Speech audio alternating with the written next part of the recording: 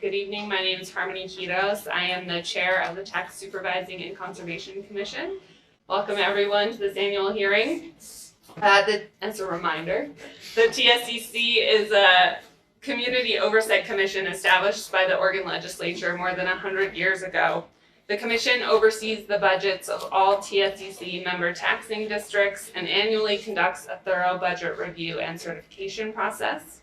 Additionally, the TSCC holds public budget hearings like this one to engage with district leadership and provide additional opportunity for public comment before budget adoption. I'll now ask my fellow commissioners and the staff to introduce themselves and state if they have any business relationships with the district that could be perceived as a conflict of interest.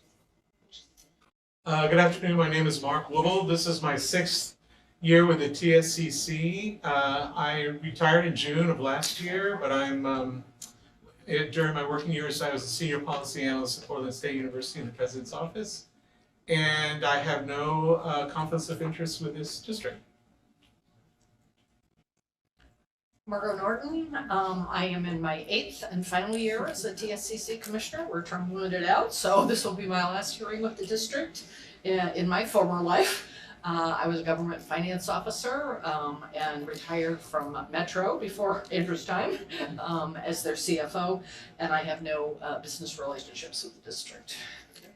Good afternoon, everyone. James Sankey-Him. I'm the Vice Chair of the Tax Supervising and Conservation Commission, and like Margot, this is my 8th and sadly final year, although it's been a great ride getting to talk to you at least 8 times. When I'm not here, I work at OHSU in IT, and I don't have any business relationships with the district that could be perceived as a conflict of interest. I'm Allegra Wilhite. I'm the Executive Director with TSCC. Junie Betchart, TSCC staff. Hi everyone. Again, my name is Harmony Quiros. I am the chair of the Tax Supervising and Conservation Commission. This is my 4th year as a member and 2nd year as chair. In a former life, I was a middle school math and science teacher. I currently work in K-12 science curriculum and assessment. I have 2 kids, soon to be 1st graders, soon to be 4th grader at Atkinson Elementary in Southeast. I am a former PTA president. I sat on the Boundary Coalition, Southeast Guiding Coalition, and I served on the Community Budget Review Committee for PPS for 6 years before joining TSCC. Despite all that, I have no conflict of interest with the district that will preclude me from certifying today. So with that, we'll start. We'll hand it over to your staff for introductions. Why don't we start with Sure. Bush? Hi, I'm Andrew Scott. Using him pronouns, I'm the chair of the Portland Public School Board. Amy Constam, also in my 8th and final year, sitting on the PPS school board. Good afternoon, Alberto Delgadillo, Chief Financial Officer. Good afternoon, Liz Large, the district's contracted general counsel. I am Dan Young, Chief Operating Officer. Hey there, Jonathan Garcia, Chief of Staff to the Superintendent. Good evening, Glenn Bigotto, Superintendent. Cheryl Proctor, Deputy Superintendent. Good evening, Renard Adams, Chief of Research, Assessment, and Accountability. Freddie Mack, Senior Director of Communications. Kimberly Armstrong, Chief Academic Officer. Don Wolf, Chief Technology Officer. Margaret Calvert, Assistant Superintendent. Jay Uno, Chief Student Support Services. Esther Mulvaney, Assistant Superintendent. Roseanne Powell, board manager. John Franco, Chief Services. And we're being joined by a 3rd school board member. Would you like to introduce yourself, sir? Absolutely. Herman Green, school board member. Great. So just good evening to the commission. Good to have you here for this annual exercise. Thank you for those of you who've been along for an 8-year journey along with the school district. Thank you for those of you who have played another leadership role in the school district, and thank you those of you who are also double agents on the arts tax. That's true. You've also had a chance to talk recently. So the majority of my leadership team is here to take your questions. Great. We'll start with public comment and then we'll dive into our questions. So I'll now call on any members of the public who'd like to speak. Each person is limited to 3 minutes of time, and we'll let you know when you're nearing the end of your time. Allegra, do we have anybody signed up for public comment? We did not have anybody send public comment today. Great, then we will dive in. And James, you have the first question. Yeah, thank you. So our first question is for any of the board members who are present who'd like to, other folks can weigh in too, but we're intending to hear especially from the board. So similar to last year, changes in enrollment coupled with rising expenses and increased student need make meeting the district's financial overall picture challenging. We understand that PPS is proposing to cover financial gaps with one-time dollars and reserves again this year like last year. Have you identified any new strategies that PPS will be using to try to make finances more sustainable into the future? Great question. I'll dive in and these two can follow up. This is, I'll just be blunt, it's one of the more challenging things since I've been on the board here and having previously served on GFOA's budget committee and being on the GFOA executive board, very familiar with reserve policies and the need for them. And to be really blunt, PPS runs very, very thin on our overall reserves. I would love to see them in the 15 to 20% range. And we did sort of pre-pandemic make some progress towards that. And I know Alberto would know the exact numbers, but we were getting sort of closer to that 10%. We've always been within PPS board policy, which I think is important. But where we are within that 5 to 10% is a really key issue. Generally speaking, I don't love spending. In fact, I very much dislike spending one-time resources on ongoing costs. I also think and have been convinced, that the superintendent's budgets the last couple of years coming out of the pandemic have been very, very responsible in balancing and sort of saying, yeah, we've got some reserves and some of it we need to spend, and we're going to spend down, not to a dangerous level, but to a level that's lower than I think all of us would like, because the needs of our students and community are so serious. And so I think that's where we find ourselves again today. I think there was some really good end of year fiscal management that got our reserves up. And again, Alberto would know the exact numbers that actually created a little bit of savings as we're coming out of last year. It's created a larger ending fund balance, beginning fund balance for next year that allows us to put a little bit more back in. But we are trying to right the ship, and our vice chair is not here right now, but Vice Chair Gary Hollins talks repeatedly about the need to make sure we're on a path, towards more sustainability. State funding is key. I was testifying earlier this year, others have testified as well about the need for more state funding. We don't need to go into politics of it now. I remain incredibly disappointed that in a state as progressive as Oregon, we deprioritize education so much. And that's happening again as we're trying to get through this very chaotic legislative cycle. But if we were able to get the quality education model, we would be able to also have reserves that are in the 10 to 15% range. We are talking about both renewing our levy, which is a necessity, and I'm not sure if you have other levy questions in here, but we are talking about the potential of expanding that in the future. By no means have we committed to that. It's going to involve a lot of conversation with our community, nor do we have the authority right now from the state to increase our levy above where it currently is. So it's a two-pronged conversation. Can we get the state to lift our caps, and then does our community want to potentially increase their taxes to fund more operational expenses? But that's one thing. And then the other is just making sure we're being super efficient. Again, the superintendent brought in ERS, who's really helped dive in, and I think the lessons we've learned from a lot of that can help with some of that. Just making sure we're putting the money where it needs to go, in the future. Anyway, I probably talked too long. No, all I would add is a little more pointedly that we are talking about consolidation of some of our smaller elementary schools.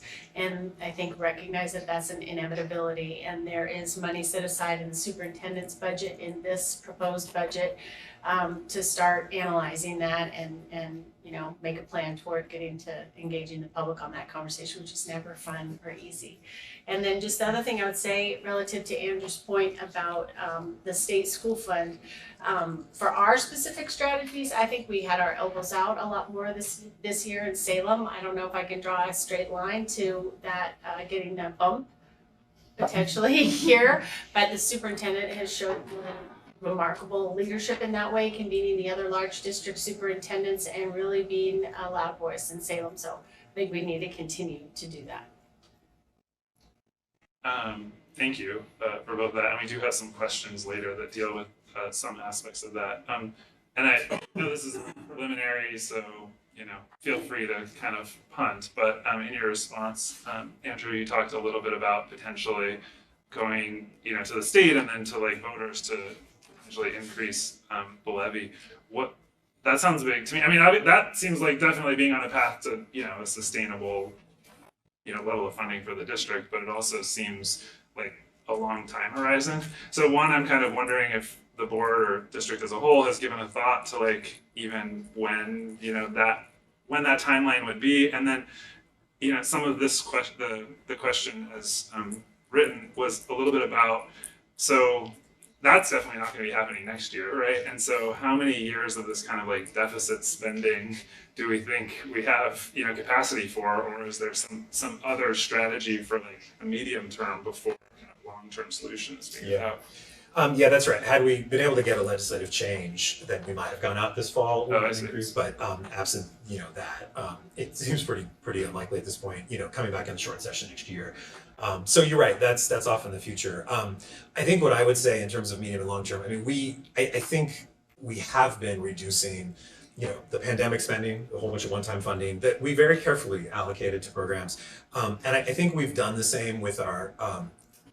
Spend out of our reserves is that we've tried to communicate very clearly like what is sustainable and what is not. And last year we told the community, we were, I can't remember exactly how many positions that we reduced last year, but we said like it would have been a lot more had we not been spending this down, and that may come home. And so again we're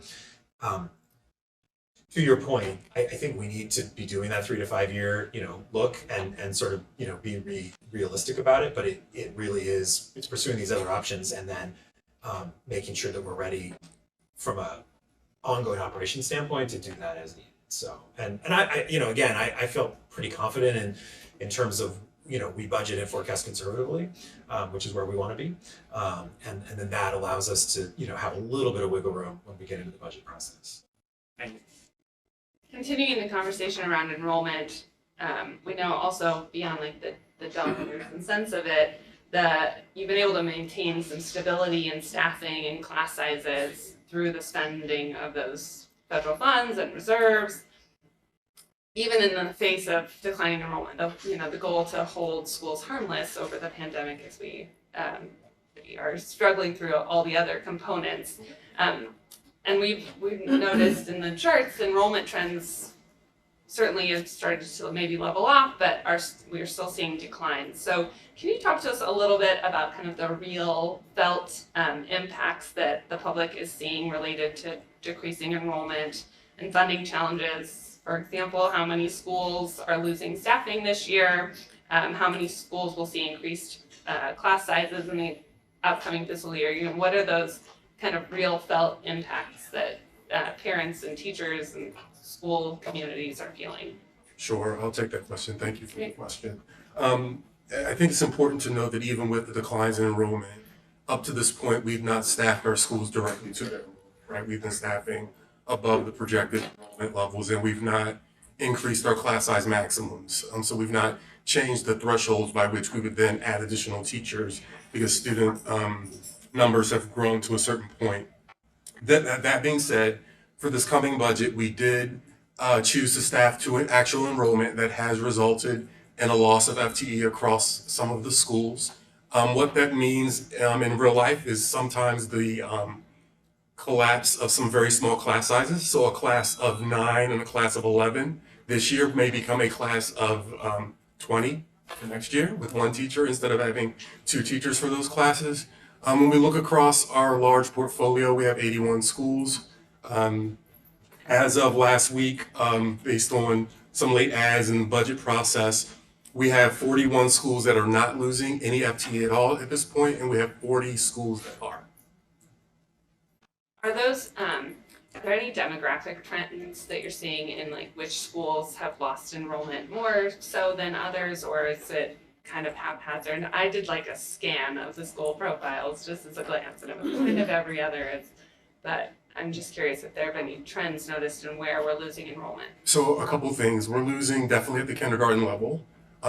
We don't see people are not, as you may have seen in the news, are not moving into Portland at high rates like they once were. People who are moving in are not having children. So our work with the Population Resource Center at PSU shows us that we're not having lots of births. So then our kindergarten catchment 5 years later is projected to continue to be lower than it has been. There was another part of your question and I totally blanked. Oh, just the demographic trends yes. among our schools. My team did some analyses, and what we found had less to do with demographics and more to do with median home prices. So where those median home prices and rent prices have increased the most, we're seeing the greatest enrollment decline and losses in those areas and those zip codes. Director Constam mentioned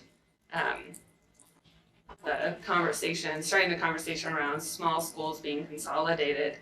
Can you tell us a little bit about that timeline? I'll say I sat on the Boundary Coalition for Southeast, watched it happen. We have classes consolidating from my kindergartners in a class of 15, which is hooray, but he'll be in a class of 29 or 30 next year for first grade, and then my third grader in a class of 17 will be in a class of 32, I think, or 33 for fourth grade. I see that consolidation, it makes sense in terms of within school, but then we're also seeing lots of schools under that 270 threshold, especially I think in Southeast, and still to shake out from where the boundaries, and middle schools under 500 as well. So can you talk to us a little bit kind of what that forecast maybe looks like and what the timeline is, because those conversations with community will obviously be challenging. We saw that just with boundaries, let alone the closing of the school. Well, I know you can appreciate that when you have to engage multiple school communities simultaneously around questions of program consolidation, or school mergers, or in some cases, districts have to consider closures. We're not alone as a school system asking ourselves this question around at what point does it become not just financially unsustainable. You need to identify those operational efficiencies, but I would say primarily, there isn't something inherently wrong with a small school. We also know the experience that the student is going to have available is going to be hard to compare to a school that has a larger enrollment or scale. And so, as you might imagine, when you start to look at the broader school portfolio and you start to notice some neighborhoods are losing school-age children, or parents are making other choices, or electing to go to other schools within the portfolio, you have to start to ask yourself, does it make sense to really do an analysis here? And so before we start posing those kinds of public questions, and sort of, I would say, upsetting or creating a lot of question marks around what does that mean for my child's current enrollment at a school that I've noticed declines in, or what does it mean for me as a prospective resident looking to move into certain neighborhoods and planning ahead. There is going to need to sort of, we're going to need technical assistance in beginning to just frame the problem statement and the challenge and all of the factors that would need to go into a deeper analysis before trying to lay out a 10-step process for community engagement. So our goal in the coming school year is to, lay out what we need in the way of technical assistance to start to sort of frame out all of these questions. What would a meaningful community engagement process need to look like? Which schools should we be considering, for other possibilities or use? So our goal is in the coming school year, probably after winter break, we'll start really kind of looking at what those questions are, so that it gets us, on a roadmap in the coming school year after that, to really start embarking on a process. And we have to sort of start to clear the deck for capacity that will be required, and probably a project management team and a lot of things in order to pull off a district-wide process like that. Sure. I have one more follow-up on from enrollment. Last year we talked a little bit about the preschool for all kind of ramp up, and we talked with Multnomah County earlier,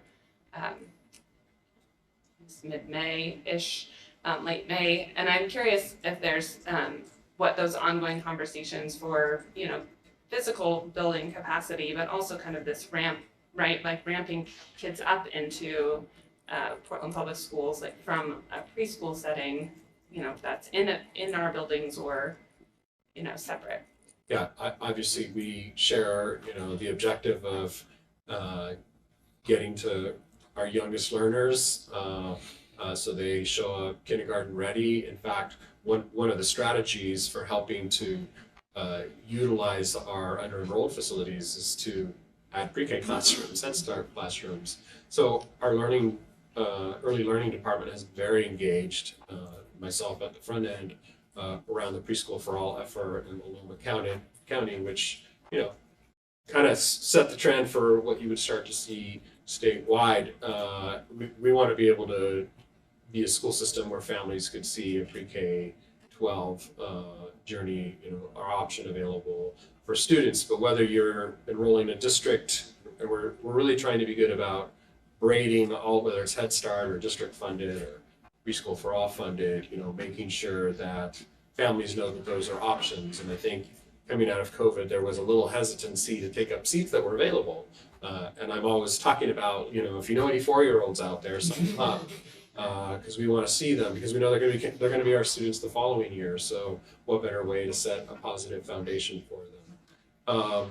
So yeah, we're going to continue to partner with the Multnomah County and leverage whatever state funding comes to ensure that the early learners category of students, has as many options. I think we've been strategic about placement of those classrooms, either in an adjoining K-5 elementary, or even if it's a standalone early ed center, like we have a couple of hubs of, or staying in the conversation around, regardless of where you attend your early learning experience, that there's a high quality of instruction and experience. And so engaging in what that professional learning and quality standards conversation needs to be, whether you're a private provider or a CBO provider or the district zone sponsored program, that students are getting something from that experience that makes for a successful kindergarten transition. Thanks.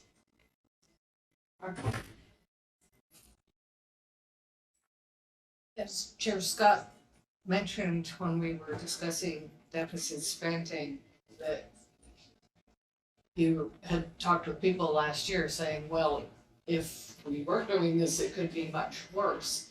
The last 2 years, we've also been talking on that very topic with you about the benefit of all of the federal money. But now, as the budget message said, we are at the impending end of the school emergency money, but still this budget has 36+ million in it.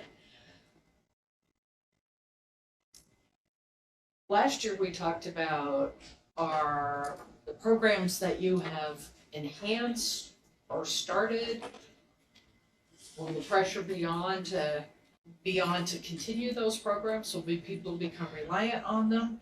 This year you've had to prioritize some of those programs. You made some choices. Some of them actually did have to ramp down. So we're interested not so much in what ramped down, but how you decided what to keep going with the federal money, but what that means for next year. Right. Our interest has been in maximizing, even if they were one-time monies, focusing those resources on meeting the needs of our kids, particularly post-pandemic. And so you see our investments ranging in the academic and the non-academic supports and direct service to our students. And I'll invite staff here to weigh in on the choices we did make, whether that was learning acceleration specialists or extended learning opportunities, high dosage tutoring, the most ambitious and comprehensive summer programming we've had in the history of the district being made available to our families, working with local CBOs to expand enrichment opportunities for kids that have been locked inside for 2 years, are a few examples. Bucky. Yeah, and we have our chief academic officer that can speak a little bit closely to some of those programming. I'm sure you want to talk about a few of those programs or any others. Yeah, sure. Well, as you mentioned, the high dosage tutoring is something that we've been able to roll out and we're collecting data on so that we're able to see and assess the effectiveness so that when we move into the budgeting season next year, we'll have a clear idea if that program and a couple of others were able to move the needle We have learning acceleration specialists in some of our schools focused on helping to close gaps in reading, writing, and mathematics. To add a little bit more, so for next year, as we think about the 36 million that are left, you heard a little bit about the learning acceleration specialists, high school student success, our summer programming. A lot of these are, frankly, and I think I can say this as a result of inaction or from Salem, right?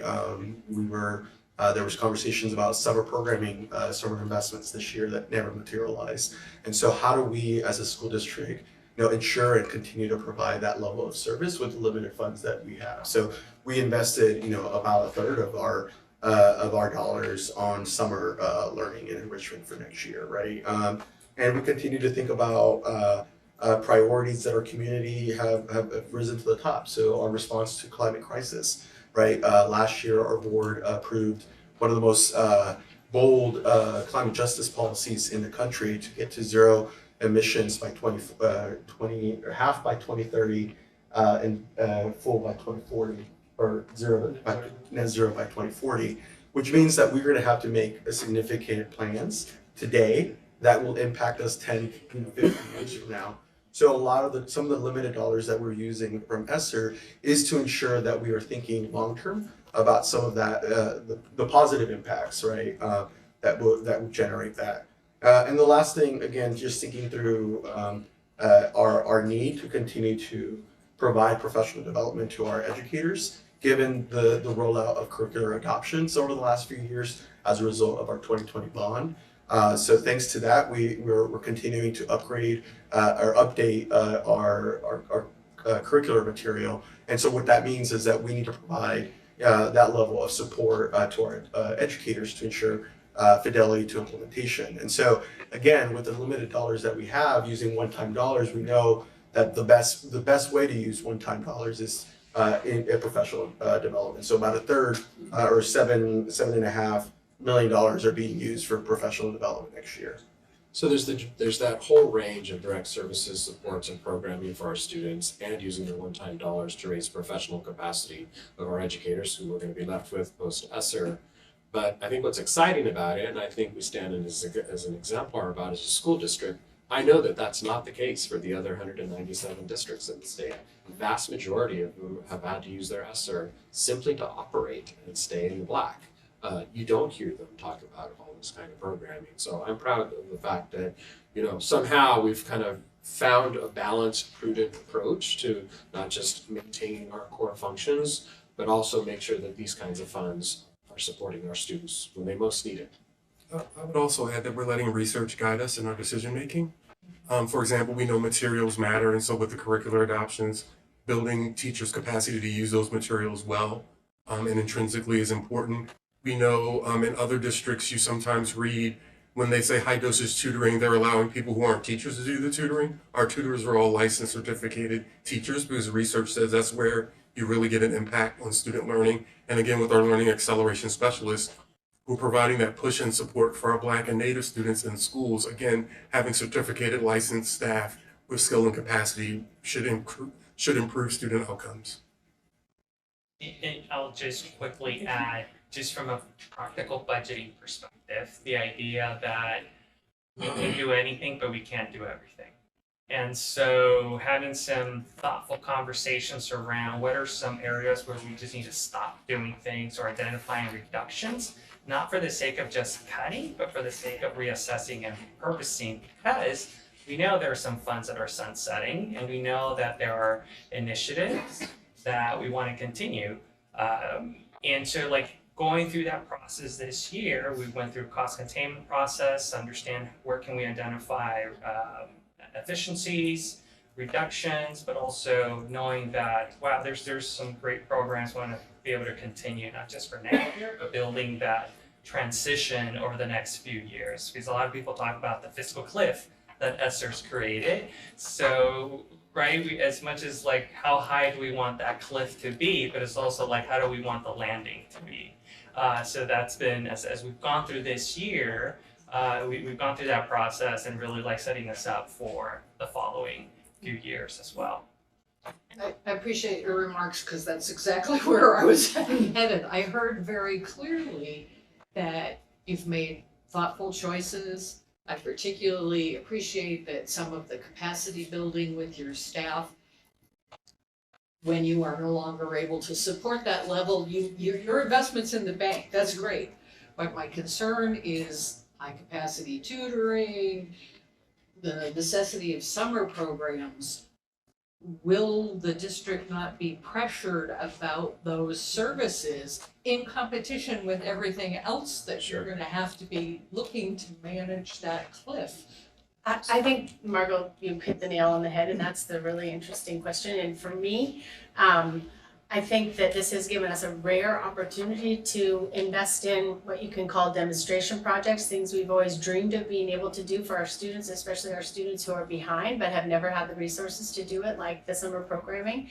So then that's when the rubber meets the road at post-ESSER, when we see Dr. Adams comes to us with the results of what an incredible difference these efforts made on our kids. And you can't walk away from that. If you're in the business of trying to raise student achievement, you have to take that and find a way to deliver it, which means making some probably very significant shifts in some of our old ways of doing business. But to me, that's going to be a really interesting conversation because we've never had the data to back us up because we've never been able to try things on any kind of scale.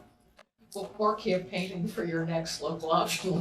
Right. Yeah. And why we need to be consistent in our legislative agenda and advocacy, because you just mentioned making sure there's extended learning opportunities with summer programming. Well, that's exactly something that we've been advocating for. As you know, our legislature has not acted in time for districts to plan for, let alone implement, summer program. We set aside monies, we're gonna do that this summer.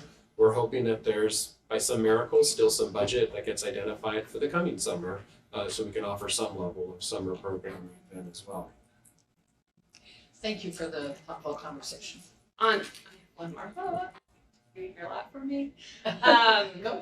Yeah, so I'm curious there's a lot of changes coming, right? The end of the pandemic, declining enrollment, loss of ESSER funds. There's great thoughtful conversations happening here in the newspaper and social media, on playgrounds. Those discussions are more amplified, right? And so I'm curious what the district is doing to really like communicate out these hard choices and these processes, so that the conversation is less, they're taking teachers away, or my kid can't go to summer school, or any of the other number of kind of amplified big feelings. We talk a lot about big feelings with kids that parents and communities are having. How are you communicating out to our communities kind of these hard, complex choices? Yeah, maybe I'll start and then I'll ask Freddie to join here. I think fundamentally your question comes down to, or boils down to, does the community trust the school system? And I think that's the day-to-day opportunity that we have as a school district. So to the extent that we continue to share facts and share that get, our primary focus is to ensure that we're providing openness and a clear understanding of how we got from A to Z, right? So that to the extent that our communication really attempts to provide, looking under the hood for our community that may want to see, right? The reality is that we publish a lot of our documents, right? But it's now a matter of how do we interpret those documents, right? That you may understand because you're in the business of reading budget books and whatnot. How do we translate that for the common person so that a parent, that's at the playground is having the same conversation or an informed conversation about the things, about what's happening? I think where we run into challenges in full transparency is when you have misinformed or misguided information out there, right? Whether it's on social media, whether it's folks or partners, stretching maybe the information into a different direction. That's where we start to find real challenge in getting on the same page. So specifically, as an example, right there, over the last few weeks, you've heard, that the district is sitting on hundreds of millions of dollars, right? That we're just sitting with it, not going to do anything. You know that that's not true. We know that we have $75 million, about $80 million in our reserves. So we're about to use half of that for next year. It leaves us about 5% of our fund balance, right? So you know that, you've seen those books, but how do we make sure that everybody in our community, from our labor partners to our parents to our students, know that as a basic matter of fact, right? And we're not trying to create misinformation or disinformation that creates that, do I trust the district, right? So it is I've been in this, at the district for 6 years, and that is the continued push, right? How do you continue to build trust? Our strategic plan calls for us to really think about, how do you build collective shared ownership and trust in the community? So I don't know if it's a communication question as much as it's about how are we in the room coming with the same facts, maybe not the same approach, but getting to a place where we're all here in service of children. And what I want to add before Freddie jumps in is to kind of rewind that response, because what I hear in that response is the external communication piece, but there is also a process internally where we, before making decisions, we are engaging stakeholders in small groups to kind of get a sense of where a particular decision may have an impact. We communicate internally with our school leaders, with our teachers, with our union partners, and then through those engagements, we're able to then formulate a language for what we hope to be a common understanding.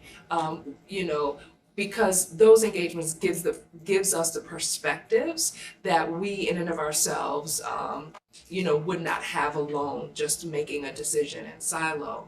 So from the internal communication, then it informs some of the external communication and some of the language and wordsmithing, if you will, of how we share out with a broader community, knowing that we have heard voices in various layers, whether we look at a series of meetings that we may have with our PAT union partners or some of our other union partners, some of our staff at various levels within the organization. So one informs the other, and then I'll let Freddie jump in with the external. I'm just going to stand so I can see everybody. Hello, thank you for the question. So as you know, there are a host of different audiences, and you point to the parents and the students, so I'll start there. So the parents, it's easy for folks to carry the narrative, for example, smaller class sizes equal better results. It's much more difficult to us to argue that, even though we know it not to be true. So we try to do a couple of things to educate and inform the parents. Last year, we sent out a pretty good infographic that I thought was well received, to put it in simple terms, our rationale for the budget. We also held a press conference last year after the budget was signed to explain our decisions. During that ramp up piece, we made ourselves available to media. We even went out and spoke with media. The superintendent wrote an op-ed last week talking about some of the decisions we're gonna have to make. So there are a host of different ways that we address it. One thing we intend to do next year, which is different than what we've done this year, is I've met with the inbound student board representative, and she and I are going to try to put together something called, her name's Frankie, so we're going to try to do something cool like Freestyle Friday with Frankie, where she speaks directly to the students. We're going to record it. She'll speak directly to the students and articulate things like this. Here's what's going on with the budget. Here's why decisions are being made, because she'll have that necessary viewpoint. So I think this year, last year was really tough. This year I think we've improved, and next year I see us continuing to improve. The next question is, I'm going to head back to the ESSER money. That's encouraging. Hello. Hi, how are you? I'm fine, thank you. Encouraging that you feel that you have some discretion and that you are going to be able to do things during the summer and during the year with that money that you haven't been able to do in the past, and that's a wonderful thing. Our analysis of the budget seemed to indicate that not all of the programs are still with you that were ESSER funded. One, for example, the Online Learning Academy, there is no additional funding or continuing funding for that program in the coming budget. That's a modality that works for a lot of folks, and so our question had to do with how many students will be affected by the closure of the academy. Does the district provide alternative options for virtual learning for those students that benefit from it? Sure, I can answer part of that question. In the spring, we had 246 students that were enrolled at that time, and we've been working individually with each of those families to try to find the best fit for their students and their children, whether that be a brick and mortar building, an online charter. Some families were already out of district, so they are attending schools in other school districts. But yeah, we have 246 students that were enrolled, K through 12 in the school. And is this in any way an equity or an access issue? Because some students can't attend school in any other way. This is the only modality that could work for them. What are your thoughts on that? So initially, when the Online Learning Academy was established, it was established as a program to provide an option for when we were coming back to in-person learning as a district. And when we did that, we looked at, some of those families who were not comfortable returning, who maybe had students who were fragile with health to come back to in-person. And remember, at that time, there were a lot of questions, right? We're coming out of isolation, uncertainty with COVID and such. And when we designed it, we initially designed it and had in mind upwards of 500 students enrolled and responding to the online academy. That was, jog my brain, I want to say August of 2021. And so that was the intention. Over time, as we eased into face-to-face learning, the enrollment continued to decline across multiple grade levels. When we said at the initial budget conversation, we were looking at 246 students that were enrolled, understand that it demonstrated across all of K-12 programming, right? So when you break down the grade levels, we were, in just rough numbers, right? We're talking about 20 average, if you would, of 20 students. We had an opportunity to really engage with families and parents and to understand exactly, what supports they were receiving and what benefits that they were experiencing from the online academy, and how we can support them by giving them a free range of options to identify future programming for students. And so we work very closely with our schools team, and I'm going to ask Ms. Calvert, who is directly behind me so I can't see her, to kind of share some of the specific data that we found in working with the families to identify the needs, to identify the programs within our own system that would still satisfy the students' needs, and what we discovered about how many students were actually out of district benefiting from the online academy of our district. Yeah, thank you. So as we moved through the spring, there were a number of opportunities to interact with families, both in groups. We had a series of meetings with families who were engaged in the Online Learning Academy. We have a outreach coordinator that worked with individual families to assess what their needs were and what were the options. We also had a listening session, and they had a town hall, and we participated in that with them as well.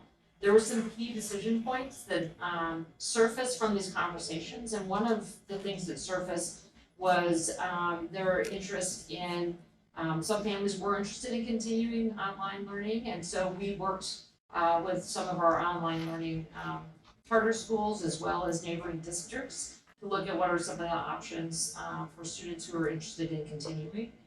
There were a number of students that were, as Dr. Proctor mentioned, some were out of district and were going to return to their districts at the end of the year and various other things. What we found at this point is that 73 students have returned to Portland Public Schools. Others, they're planning to return to a school in the district in the fall. 25 graduated, so that's almost 100 students of the 247. 33 have selected, and we've helped to connect them to online options in neighboring districts. 20 are connected to an online charter. So there's roughly 53 students have chosen to remain in online learning. We're still working to connect with about 25 students. 29 students are undecided, so we're continuing to do outreach and help connect families to a learning program.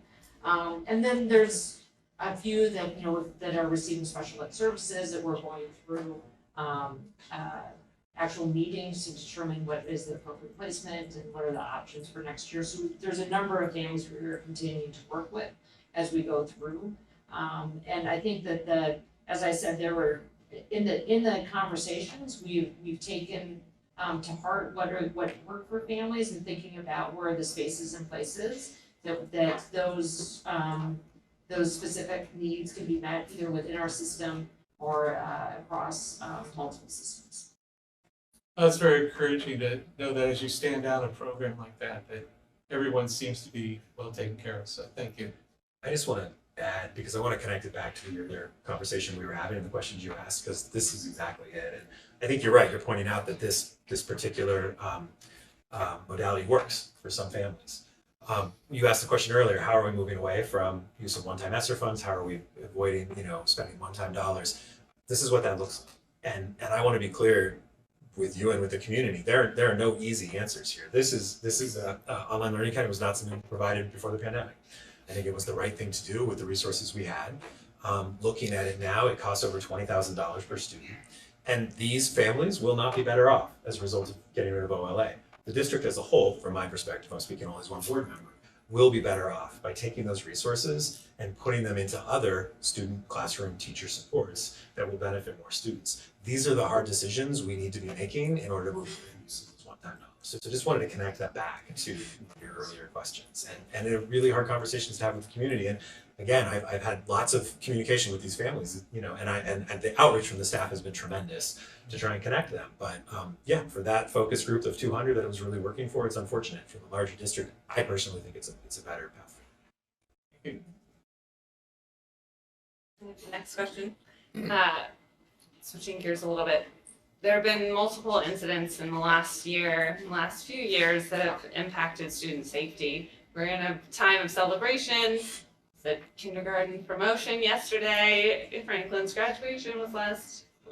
We share a park with an outdoor space with Franklin. So we're in celebratory mode, but it's hard not to also think about the students we've lost this year across the district. So we want to talk a little bit about kind of the impacts within the budget to student safety. So we know student resource officers were removed in 2020, but we see that this budget includes additional campus safety associates. Can you talk about what those positions are, how they're different from the SROs, and what the overall plan is for student safety kind of moving forward? We were talking with the City of Portland this morning about public safety as a whole, and heard some details from them about kind of their approach. Good to hear from you from this side. Sure, happy to. And this has been a topic of active conversation with staff here, our city partners, the mayor's office, our chief of police certainly. It's important to distinguish the school resource officers are not sworn law enforcement officers, they're employees of the school Campus. district. Campus. Sorry, campus safety. There I am doing it now. You know, they're embedded in our schools. They get to know our students. They work closely with the school administration and teachers and partners. They're an integral part of the community. We did notice some gap areas, and we heard clearly from our middle school educators around there's a lot of dysregulation. You might have heard about it in those middle grades coming back from the pandemic. And when we took an inventory, we noticed that there were some gaps. And the principal said, you know, we wanted to offer a baseline of making sure that everybody had, you know, certain supports available on their campus. Campus safety associates is one of those areas. You know, it's unfortunate because I don't need to describe the reality here in the city and county that, you know, gun violence has for the first time really started impacting our school communities on the steps of our campuses. And we have to try to pull out all the stops to keep our students, our employees safe. You know, so this is why we've continued to convene all agency leaders in the city and the county, not because it's our role, because we feel like we have a responsibility to bring everybody together in the conversation. Appreciate that our board has been engaged in those conversations. What can we do as a school system to keep everybody safe? You know, we've been able to come to some agreements. We continue to have conversations around what does it look like when the tensions seem to be heightened, when an incident has occurred. We're thankful for the open communication during those times. What does it look like to increase the capacity and partnership so that we have dedicated officers to the school districts, because we're not the only one being served by the City of Portland and Portland Police Bureau. So that's one area. When we talk about student safety, though, when you talk to the students, and you know, Jonathan can talk about the whole series of focus groups that we ran to hear directly from everybody around what do we mean by a safe school climate, security.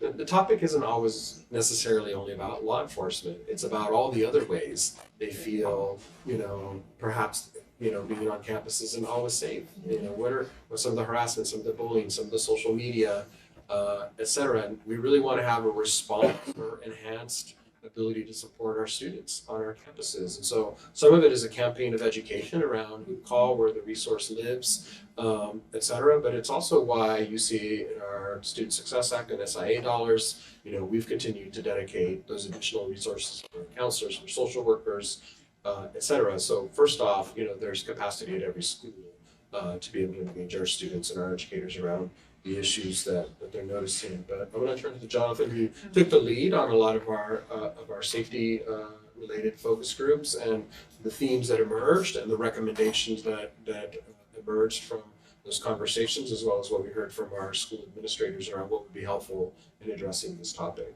Yeah, and I appreciate the question because I think when we had the presentation to the school board back in May, where we differentiated between campus safety and school resource officers, I could see in the community there was a little bit of, are they the same? What are the differences? I actually appreciate the conversation. So as the superintendent mentioned, CSAs are not sworn law enforcement officers, but they are certified safety and security professionals, right? So they are unarmed and trained to report, to observe, and to redirect. They're trained in first aid, Narcan, and stop the bleed, de-escalation, restorative practices. They're embedded in our schools. So I think their people are one of 5 different things that make up campus safety and security. So when we think about how do we think about safety and security on our campus, we think of it through 5 different lenses, right? What are the people that are providing the safety and security to our students? So this is, in this case, are the CSAs, our relationship with law enforcement, our mental health professionals, right? Our counselors, for example. So that makes up the people lane, if you will.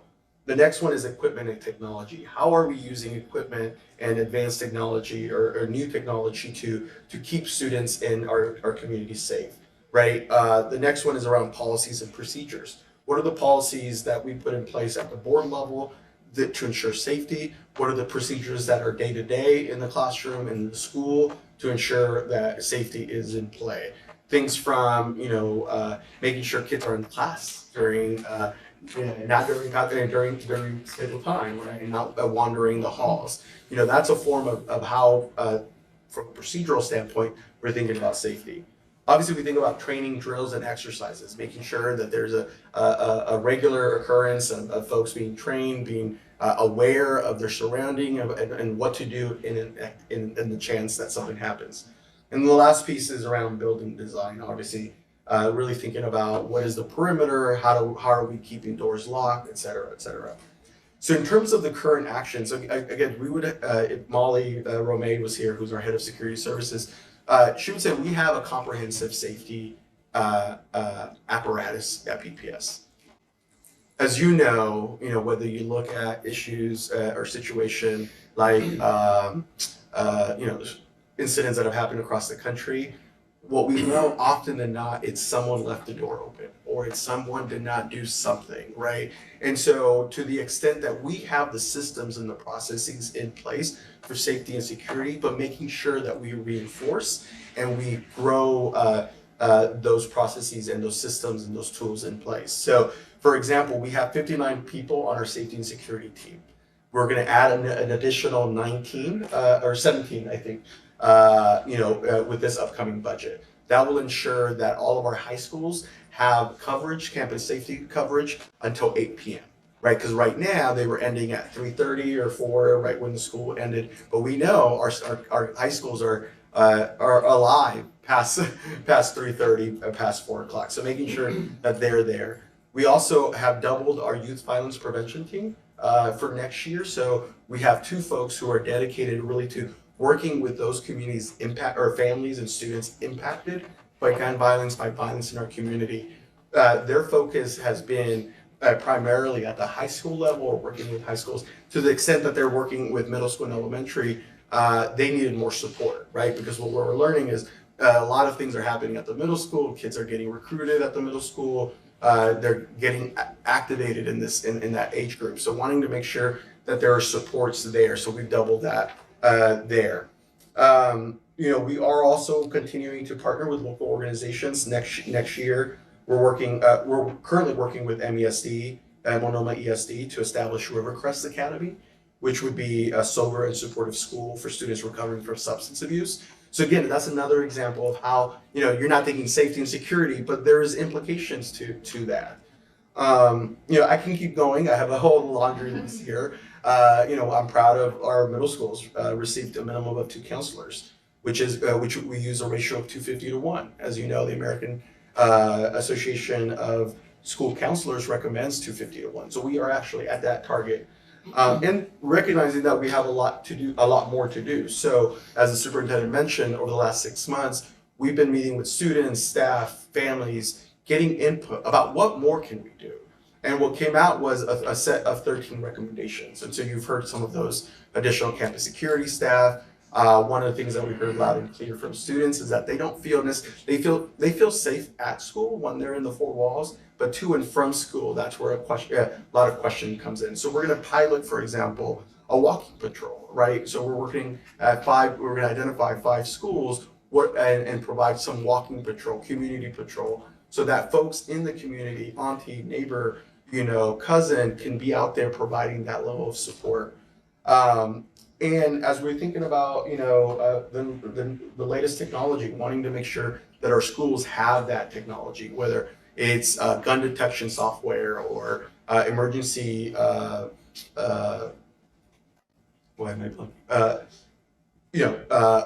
alarms, emergency alarm systems, right? There's a bill at the state level, unfortunately, no movement at the state level right now, but there is a bill around providing, emergency and additional resources. So we're continuing to look at our safety and security, again, through these recommendations, these 13 recommendations that we'll implement. But overall, as you heard, I feel really confident about our safety and security systems here, knowing that we can always continue to refine and improve them. Thank you. Go ahead, James. Well, Yeah. Safety and security is really interesting, and it's a topic for so many of the districts that we speak to. And thanks for the rundown and the documentation and presentation that you all did on district security. I thought was really well done and comprehensive. I wondered if you could speak at all and what I guess part of why I think safety and security is so interesting is because so much of it is perception, and I think, especially over the last few years, it's become really clear that what makes some folks feel safer makes other folks feel less safe. And I wondered if you could talk about how the district dealt with those tensions. Yeah, that's a great question, and I think you're absolutely right. So specifically, I mean, I'll get to maybe a little bit of the heart of your original question, right? Which is what is the role of law enforcement in schools? And so we have hundreds and millions of opinions on what their role should be, right? I mean, you have 7 different here, right, with our school board members. But what was loud and clear for us, whether you're talking to adults, whether you're talking to students, is the sense of relationship, right? Like there is the sense of, I feel safe if I know you, if I build a relationship with you, if I'm able to trust you, right? And so to the extent that when we go back to pre-2020, when we had SROs, right, you hear a lot of stories about SROs being very successful. And why? Because they were embedded in a school. They had relationships with the students. They had daily interactions with staff, right? And as we got to 2020 and closer to 2020, if you look at the history, you start to see a deviation from that. You start to see law enforcement being there sporadically, right? Not being there regularly. And so that relationship between students and staff and law enforcement started to dissipate, right? And it became really harder for students to feel like, I can trust you, I can see you, right? And so one of the lessons over the last year was actually at Jefferson.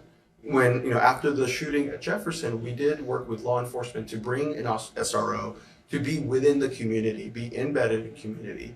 And some of the teachers and students that I talked to prior to that, were like, why are you bringing them? They don't have a role, and, blah, blah, blah. 3 months later, when this conversation ended, or that placement ended, you heard those same teachers and those same students say, I built a relationship with Mr. Right, and they were there in my classroom, and my students saw them. My students saw them as a resource, and so I think that's where we as a community are really trying to lean into that. So as we explore this relationship with law enforcement, for example, we want to think about what is that positive relationship and between law enforcement and students, right? Because it's not about having hallway monitors with guns. It's not.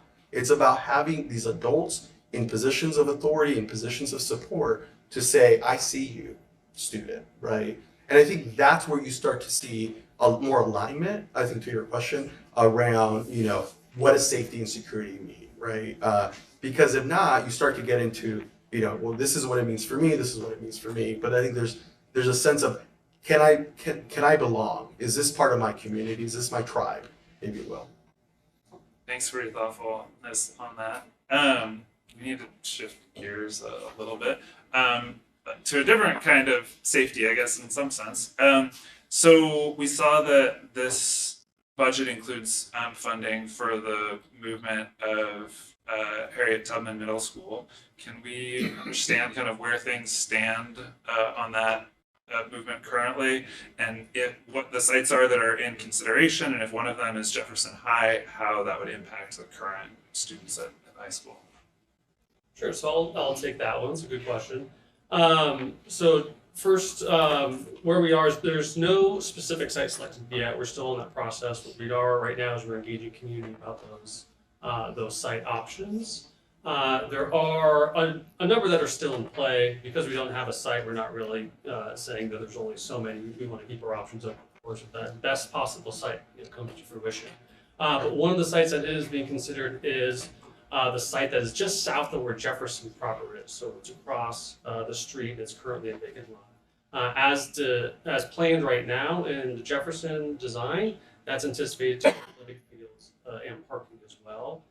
If ultimately decision is made that will be used to house or support the middle school, then then the Jefferson Athletics and their site improvements will have to be reconsidered and be redesigned. And so we'll have to look off-site for some of those athletic facilities. And I would say that right now, I could just double down on, we are actively looking at other options. So as you know, last month, we're in June, last month, the board heard an update and got the presentation around the Center for Black Student Excellence.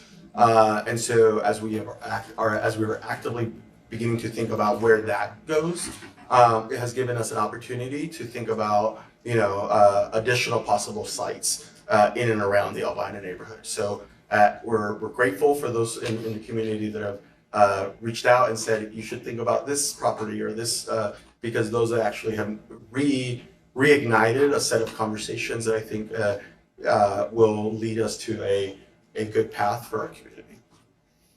As you've noted, the funding, people see, oh, your budget seems to have grown. Well, it includes things like the $120 million from the state, given ODOT's plans to expand the freeway. So that's there sort of as a bucket of resource to try to resolve this Rubik's Cube of, where's the new home for Tubman, and, kind of exploring what those final options might look like that we can bring before the community. Thanks. And speaking of that Rubik's Cube, the other part is, so what is the district doing, for the students who are still there currently while all of this is kind of figured out to make sure that their quality issues are fine for students? Yeah, it's a good question. So the biggest impact, the more proximate impact is going to be during construction is what's called the Elliott Viaduct. So that's the piece that's immediately adjacent to the school. So right now, ODOT plans on beginning construction on the viaduct in fall of 2027. So we will be moving students and staff out of the existing building before fall of 2027. So they will go to a temporary location, a temporary school, until their permanent school is completed. So we anticipate them to be there at least 1 year, hopefully just 1 year, but depending on when that site is selected and what the time frame is to design and permit construct, it could be 1 year. And in terms of current mitigation, right, as part of moving students back in, isn't there a pretty sophisticated air filtration? There is a very sophisticated air HVAC system that was put in place before the school was reopened several years ago. So as far as indoor air quality goes, it's about as good as you're going to find. Absolutely. The outdoor air is what's the concern, and with the construction and the future traffic that goes through. Is it currently restricting students' outdoor activity at Harriet Tubman? What the caution currently is that it should just, so outdoor activities should be avoided when possible during high traffic times. And that is an abundance of caution for staff or students that might have asthma or other issues. There isn't an overall, the air quality test now, it meets all the requirements for the testing. It's really going into the future, anticipation that it will get worse with the additional congestion and certainly with construction. Thank you. James, or guys, when I was a child and in middle school, I was in a school that got moved and they split us up. It was not as a body. Will this group move to wherever they move to temporarily as a body, or will they also be split up? So the temporary location will be as a whole. So they will move as a school, as a whole. And what the intention has been of the options that we've looked at is to retain Tubman as a comprehensive middle school. That said, that we're interested in listening to other potential options that might serve that community the best, but that has been the direction, is to move them as an entity. What's the timeline on that decision for a site? Next year we can ask, or next year we'll see in the budget where it plans to go, or fuzzier than that. It's the sooner the better. There is no specific timeline. We want to get it right.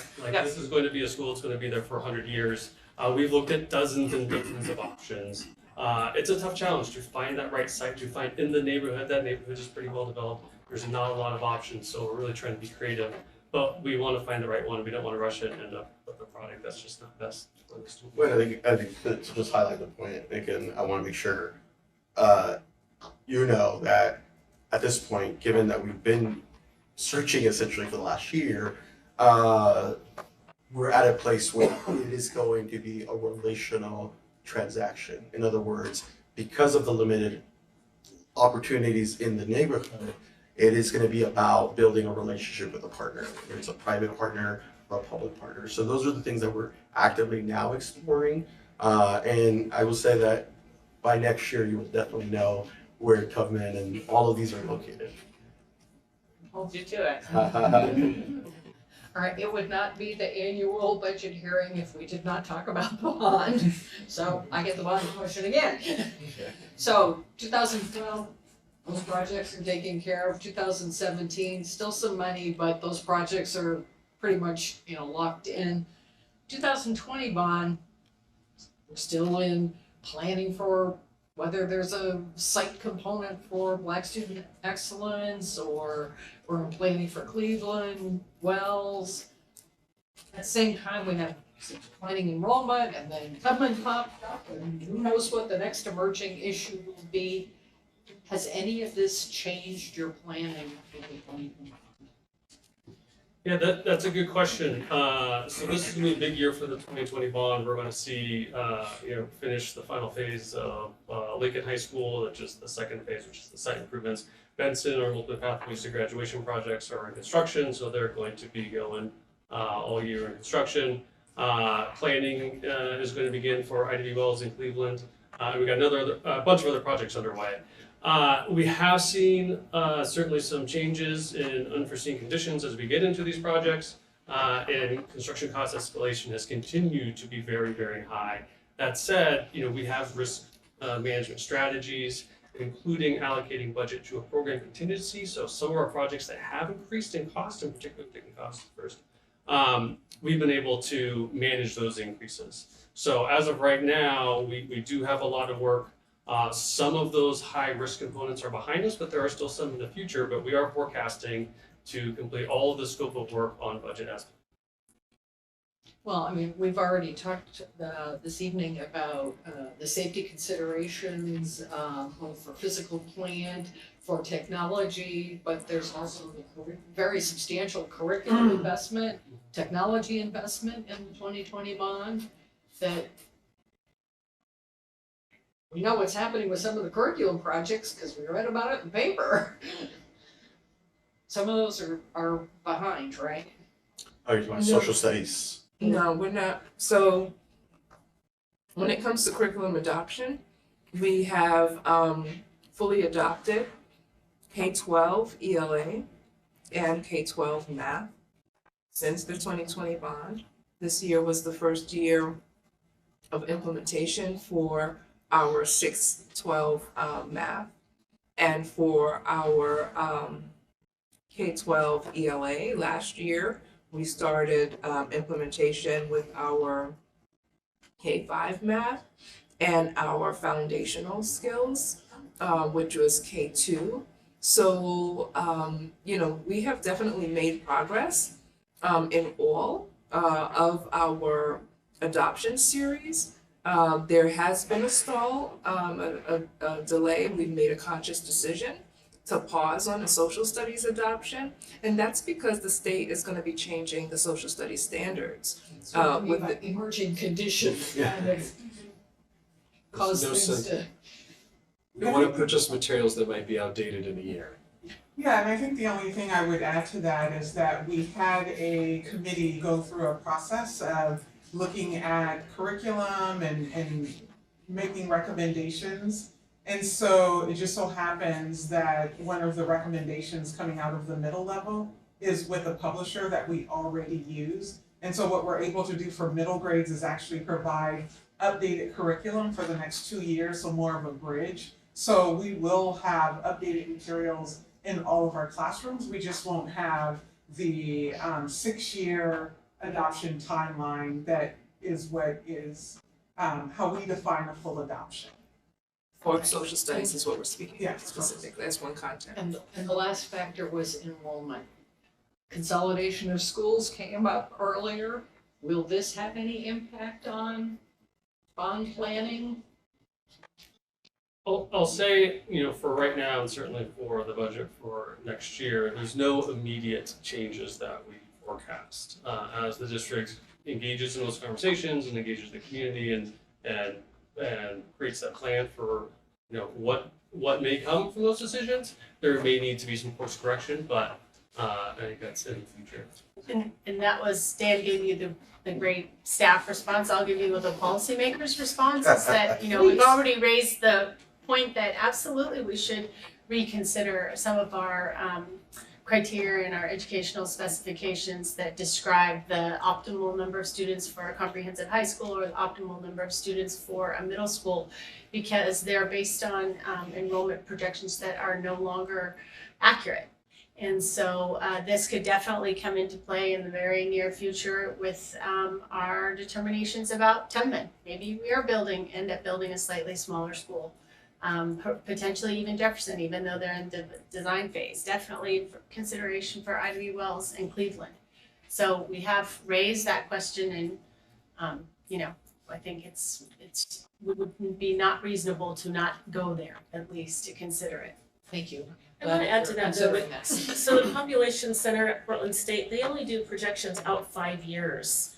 And we need to plan schools for 100 years, and we don't, know what's going to happen in 50 years. There might be a huge population boom, or there might be no people born at all. So it's hard to guess at it, but the math that we're working off of, the assumptions are only 5 years out. Another way to answer the question is if we open these modern, inspiring teaching and learning spaces, and maybe some of the 4,000 school-age children who left the district might be ready to come back to a new Cleveland, to a new Ivy Wells. We're certainly excited about Benson. Hopefully, those environments will be inspiring enough to come back to live in Portland. Good point. Thank you. I have the last question. So, Margot got the bonding question, I get the staffing question. So, turnover. Everywhere we've gone, everyone we've talked to, all of the districts that we've had hearings with, they're all talking about this challenge of turnover and hiring. And we suspect that the schools are no exception. Are teachers at PPS resigning or retiring at higher rates than pre-pandemic? And what policies and programs has PPS invested in to support the retention at schools? Well, our chief of HR sitting right behind you. Sorry. That's a great question. Thank you.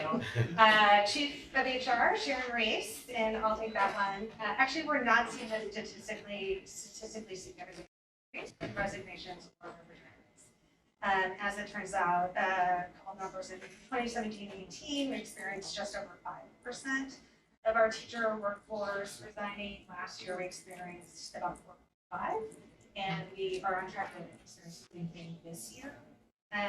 Retirements, some of the ones we have seen actually right now. In fact, it took us much longer than is typical to assign all of our unassigned teachers this year. One, because we had more unassigned as we were making the transitions that Dr. Adams was talking about earlier in staffing assignments, and also because our resignation pace is so much slower than we expected. I don't think it's going to be a lot less than before, but it has been slower. And we know from work done with our outside consultant, education resource strategies, that PBS has a notably higher average retention of teachers than other comparable school districts, which I think is pretty remarkable. It's hard to get reliable national data, but our numbers are going to be lower than national numbers, hard to say. So I think that's a reason for celebration, but it doesn't mean that we are not concerned about retention. We are. We are regularly hearing that post-pandemic conditions, including issues of security, which we talked about this evening, issues of social and emotional well-being and our students, and also adults, staff, are making working in schools more challenging than ever. So retention is, for example, we're not seeing lots of retirements and resignations. We are seeing a higher number of leaves and requests for leaves. And there are exceptions to the general trend. We are struggling to staff fully in special education. It's a high burnout area, and I think the post-pandemic conditions are even more amplified in that area. And we do have higher turnover rates than we in schools. So that's an overview of our regarding our efforts. We are guided by our strategic plan, and that includes a prioritized goal of diverse, high quality writing models. This is integral to delivering our graduate portrait. And of course, the pandemic, our highest priority was safety, keeping schools open and safety. Now that we're coming out of that, we can focus on well-being and other sorts of goals. This year, we invested in a couple of retention strategies that are specific to the position. We can retention stipend to all the PE team members. We're in the second year of the retention stipend for our educators, which is also a vertical goal. We restructured and made market adjustments to our licensed administrator salary structure. We want to be as competitive as we can be in that area. And we are also offering retention stipend to principals who are serving in our underserved schools. So TSI, CSI, Title I, if you have served a whole year as a principal in those schools, you'll be receiving retention stipend here. They sound small, but we also finally launched, it was a pandemic delayed employee recognition program called Torch Awards. Sounds small, but appreciation recognition are significant efforts that go towards retention. We're in the second year of a 5-year Wallace Foundation grant that's focused on racial equity and social lines. We know that the efficacy of the classroom educator is one of the most important indicators or correlation to student success. Well, a close second is a highly effective principal. So within that, we have had things like a focus on investment on principal coaching, professional development. That's this year, I'll close out on one more example. We invested in an environmental scan to identify where are we getting it right in our policies, practices, and procedures, and where do we need like results of that about 2 weeks ago. So the scan was a comparator scan, an actual comparator, or state No, comparators, or what kind of scan was it? Yeah, the environmental scan looked at a variety of inputs. It looked at our exit interview data, our school climate data. There was a survey associated with it, and then focused groups. So we went and asked our staff what were challenges for them, and we did a literature review. We contracted with Education Northwest.